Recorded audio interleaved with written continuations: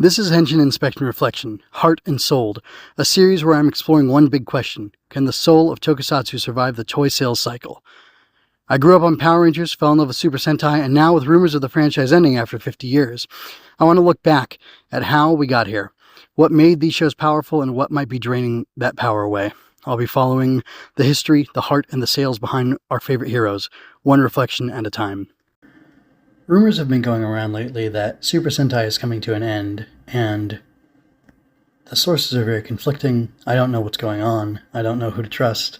And frankly, if Super Sentai comes to an end, there's 50 years of it that I can watch and enjoy, and I haven't seen quite enough of it, so I think I won't take it as hard as some other people will. And I felt comfortable with Power Rangers coming to an end, because, well, similarly, I have the time and energy to get to it when I have a chance, and I don't have to keep up to the treadmill of it. So here we are.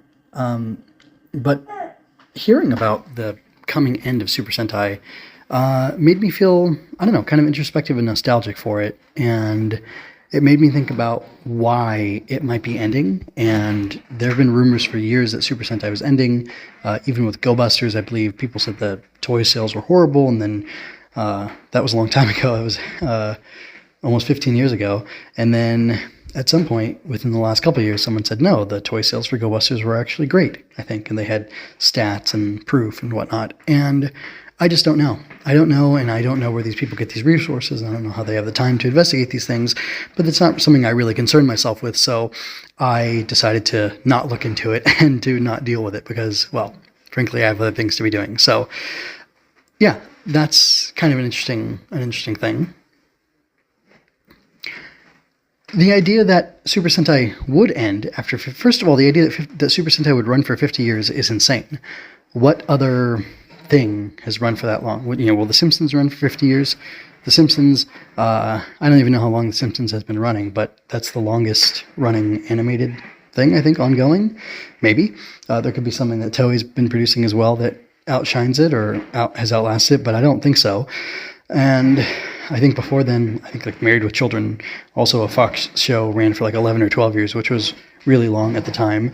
And I don't know what else holds records like that. But, I also really don't care.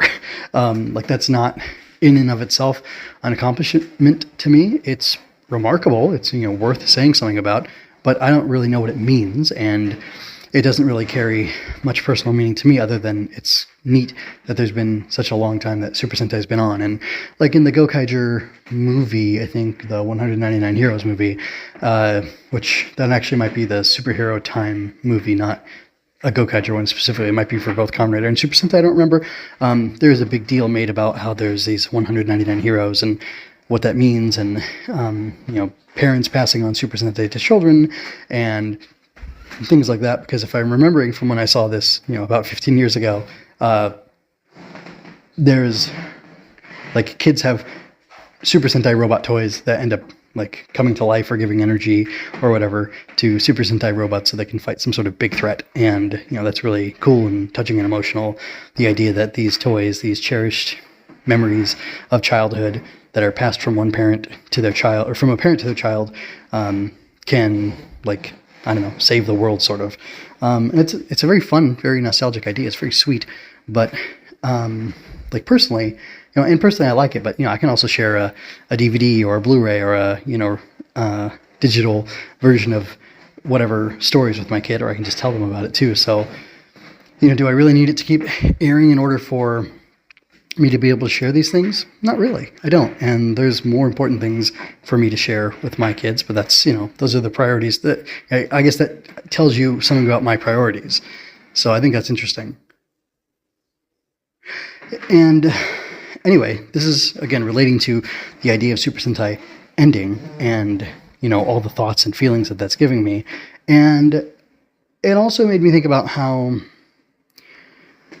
I think there's something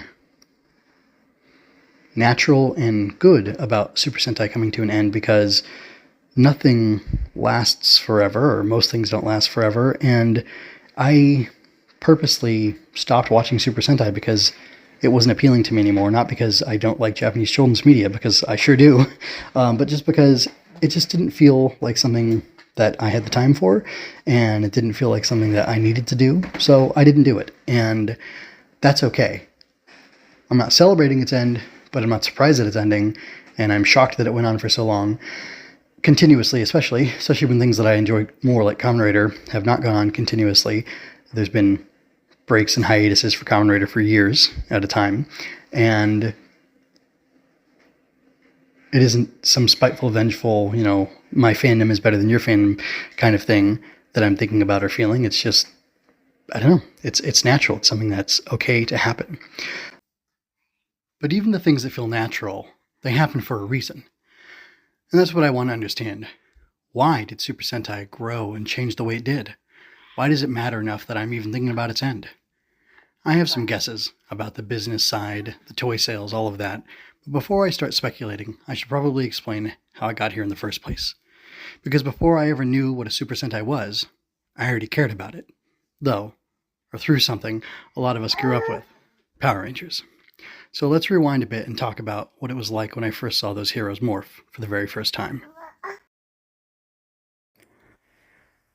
That's where I'll leave it for now. This episode turned out a lot longer than I had expected. It actually started as a single 36-minute recording, but as I listened back, I realized it makes more sense to split it into parts, so each one can breathe. This first part lays the groundwork, where my connection to Super Sentai began, and why it still matters to me. Next time, I'll dig deeper into how Power Rangers and Super Sentai shaped my idea of what a Henshin hero even is. Thanks for listening, and if you're following along, part 2 should be up soon. The plan is to have a weekly release schedule, and they'll be releasing the same day from here on out. Magical bugs battle monsters in this exciting fantasy adventure. Gremlins prey upon children. Growbugs protect them. When a gremlin finds a hidden growbug fort, the whole flock makes a surprise attack. How will the growbugs survive? Find out in Mockwing Mayhem. Learn more at growbugs.com, where you can find out more about our mailing list, receive behind-the-scenes information, and get all the latest news on the Growbugs.